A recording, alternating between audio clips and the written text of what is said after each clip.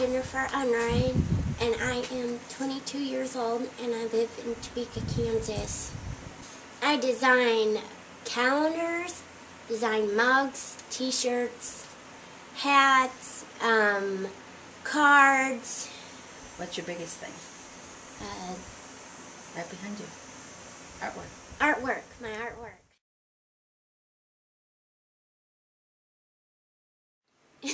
I just love drawing it, and I love doing it. It keeps me motivated, and I just want to make a difference so that if we go to school, we can teach special needs students on how they can do a business like this.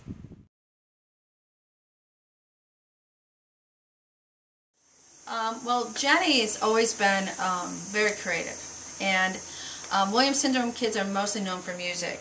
That's kind of their forte, and that hadn't really been something that I saw in Jenny where there was a strength. And she used to make me these really very passionate, cute kitty cards. You know, instead of buying it, she'd always make them, and just I love you, I love you, I love you, and totally Jenny. And one day when we were watching Oprah, she was very touched by these little kids, and she's like, "Mom, I want to make a difference. I want to do something." And she's the type that would watch, what's that hospital? St. Jude. She would watch St. Jude from beginning to end and watch it again and again. Because it would make me cry, because I just felt like... And that's Williams kids. They're very feeling people. And so when we saw this, I just thought, well, I'm an artist. And I thought, well, this is actually Jenny's first painting. And I said, why don't you just go bigger, being an art teacher that I am. I said, why don't you go bigger? And I said, and I love to play with I love to teach with Sharpies because they're a lot of fun. And so I had to do it with Sharpie, and I said, just do whatever you want, but let's go bigger. And I loved it. And so I used what I had at the time, which was colored pencils. And I colored it in, and I thought, well, this is really kind of fun. So then I thought, well, let's do something with this. And I said, I didn't know, when you're looking at millions of dollars, I'm thinking, well, what can we do? So we thought I'd just go small, and we started donating the artwork to causes. Well, the teachers saw this and absolutely ate it up, and so they wanted it, and we couldn't even get them to the causes because they kept buying them. So we just started doing more and more, and then I thought, well, let's do a little bit more. And so we added the stationery and then the t-shirts, and then the line and I'm addicted, so it's very fun. We have fun, don't we? Yes. Yes, we do.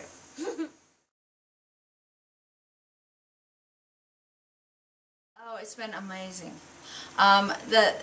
When we do the art fairs, her booth is totally Jenny, which is the hot pink. Everybody's always drawn to it, and they think it's very cute, but they don't quite understand the syndrome, the whole concept. So they're kind of not sure, but you can always tell the really creative people or the people that are in the field of special needs, because they just gravitate.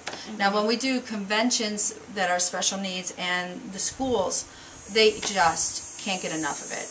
And so we've decided this year that we're going to gear our marketplace more to the special needs population and education seminars, things like that, as we find that there's a lot of rapport with that.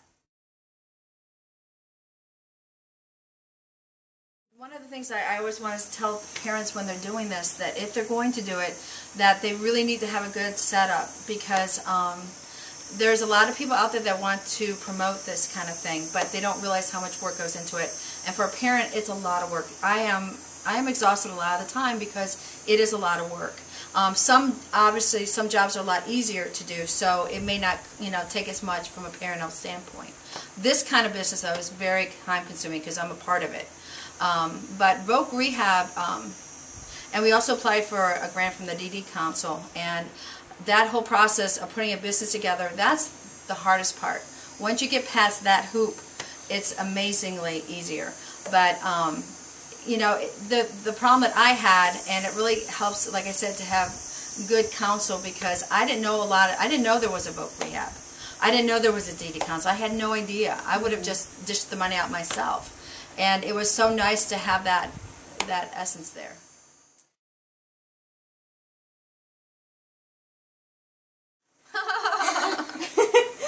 Not easy. Well, then we talked to a guy named Yes, at the Lawrence Small Business. I can't remember what they're called. It's the small business setup that they have in Lawrence that we went in and they gave us paperwork kind of how to do that. And, you know, there was, like I said, we had CAC was amazing. Wendy Parent at KU was phenomenal with helping me get the right people to help us. But the small business, there is a lot out there for you. You just got to ask.